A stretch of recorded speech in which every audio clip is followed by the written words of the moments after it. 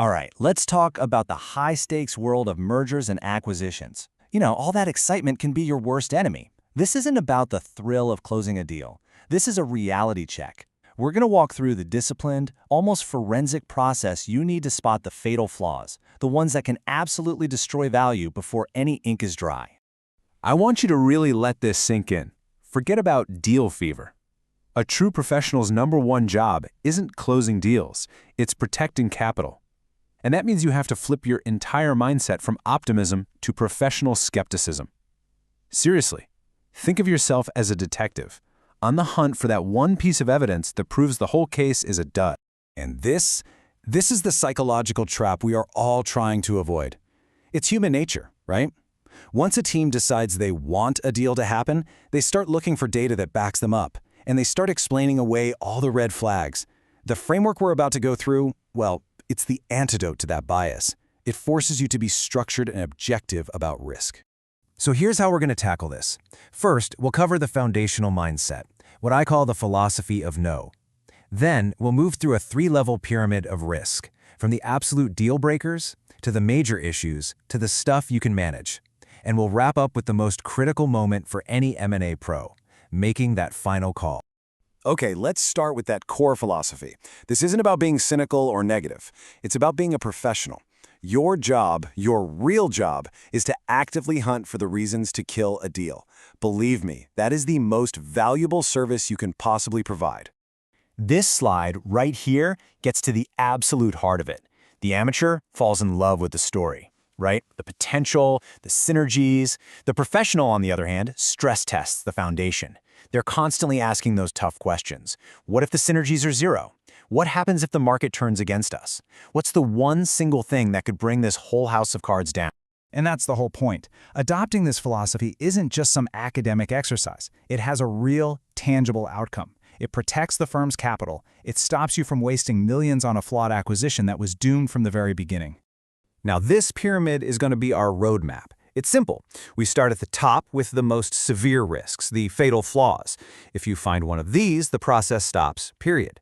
Then we move down to structural risks. These are serious, but maybe, just maybe, fixable. And finally, we get to operational risks, which you can often just handle through the deal price. All right, let's dive into level 1, fatal flaws. These are the absolute non-negotiables. When you uncover one of these, your recommendation has to be clear, immediate, and unwavering. Terminate the process. You walk away, there is no negotiation. There is no workaround, it's over. So you have to recognize these on sight. Any sign of cooked books or a flat-out refusal to provide key data, you're done. A regulatory body that is guaranteed to block the deal, it's over. And a seller who has a completely delusional view of what their company's worth, that's just as much of a deal killer. Let's drill down on that price issue for a second. A valuation gap isn't just a small disagreement you can haggle over. We're talking about a fundamental disconnect from reality. The seller is convinced they're selling you a unicorn, but your analysis shows it's a workhorse, at best.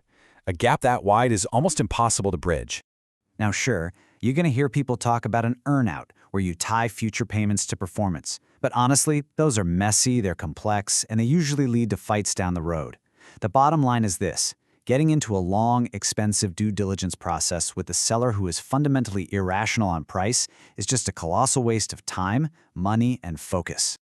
Okay, moving down the pyramid to level 2, structural risks. Now, these aren't instantly fatal, but they are incredibly serious. They attack the very structure, the very bones of the business you're trying to buy. And fixing them requires either huge changes to the deal or, more often than not, just walking away. This is one of the very first questions you have to ask yourself. Is this a real business, or is it just a person? If all the key client relationships, all the big ideas, and the entire strategic vision are locked up inside the founder's head, what are you actually buying?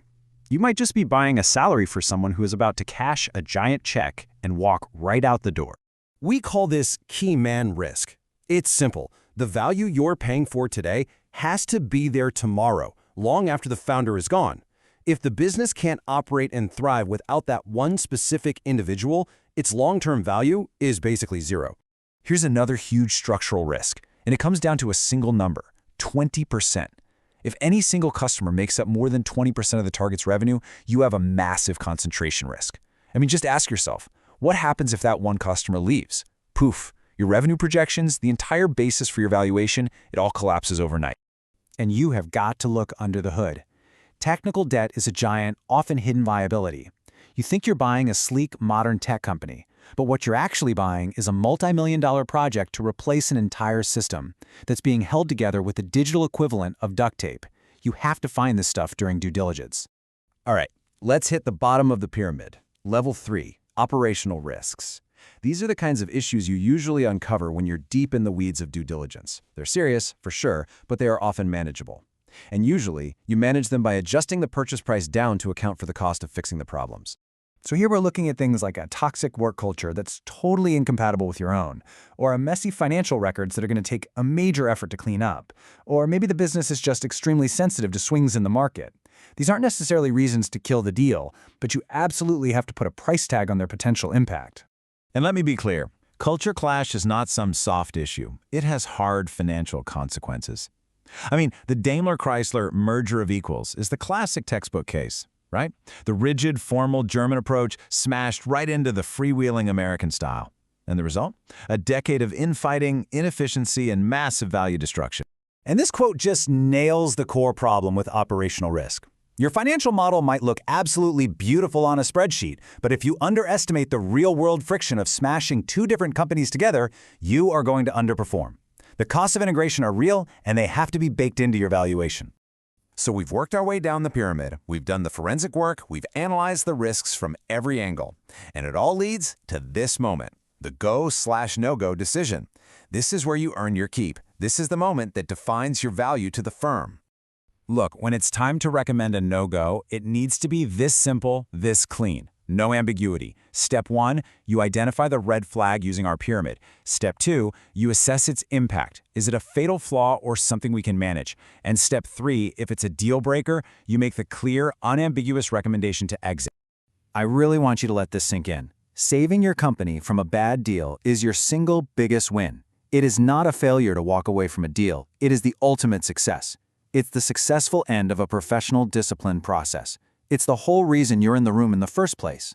And that, right there, is the ultimate question. The pressure to get the deal done can feel immense. But when your analysis uncovers that fatal flaw, that key man risk, that insane valuation gap, that cultural poison pill, the only thing that matters is whether you have the professional discipline, the guts, to make the right call and walk away.